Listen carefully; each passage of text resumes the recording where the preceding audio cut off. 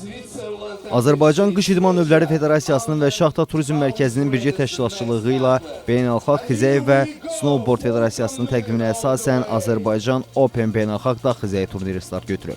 Yarışın açılış mərasimində Gənclər və İdman naziri Fərid Qayıbov, Qış İdman Növləri Federasiyasının prezidenti Fuad Nağıyev iştirak ediblər.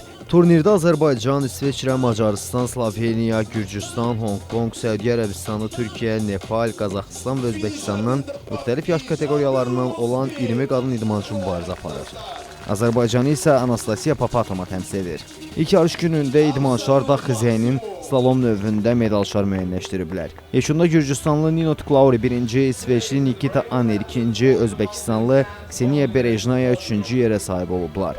Gənclər və İdman naziri Fərid Qayıbov jurnalistlərə açıqlamasında turnirin önəmini vurğulayıb. İlk Azərbaycan çempionatı açıq elan olmuşdur və bir neçə ölkələrdən iştirakçılar bu günləri iştirak edirlər. Elə bir neçə həftə öncə ölkə başçısı idmançılarla görüşdə də idman uğurlarımızı qeyd etdi və gördüyünüz kimi elə ilin əvvəlində yeni bir ilkə imza atdı Azərbaycan idmanı.